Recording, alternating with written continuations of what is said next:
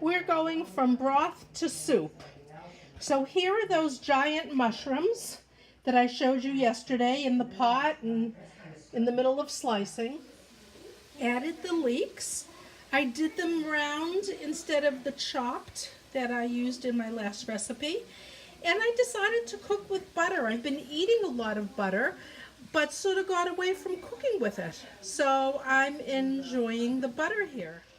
The leeks and the mushrooms cooked down a bit and softened, and so now I have added my hand shredded cabbage.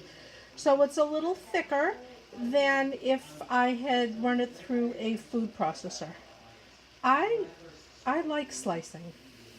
Okay, everything is cooked down nicely, and it's time to pour in this beautiful broth, fat and all. Oh, still a little frozen. That's okay.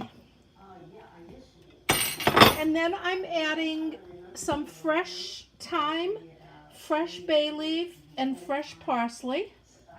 Okay, I'll scoop that out. And then I'm adding a couple of teaspoons of gray salt.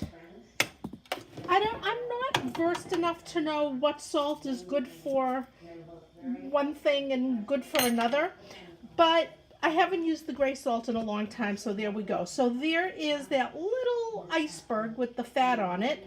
That'll cook down in a minute, and then I will cover and simmer and get back to you when the soup is done. But I'm also making meatballs to go in the soup.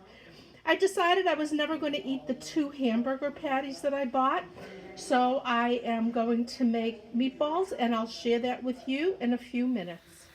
Okay, so at work on the next project, first of all, the soup is had simmered for a while. I didn't overcook it because I'm going to cook it again a little bit.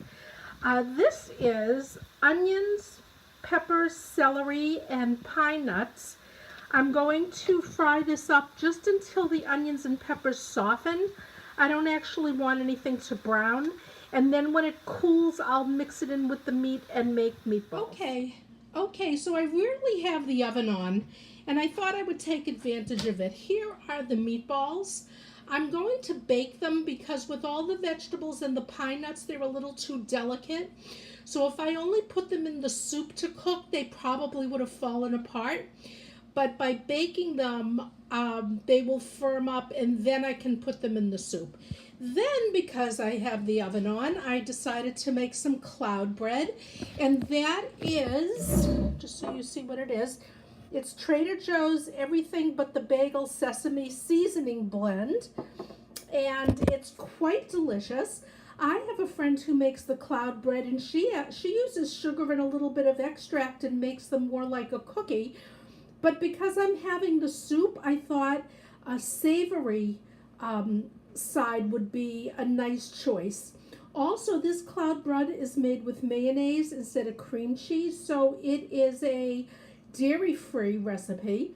If you are interested, just contact me. I have Keto My Way Facebook, I've mentioned many times. Just ask me right on the Facebook page and I'll do the recipe.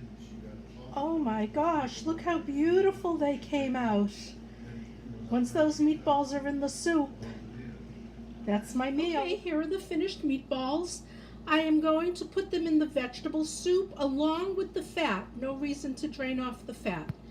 I think those pine nuts are going to fall off into the soup, but that's a-okay. So here is the finished product.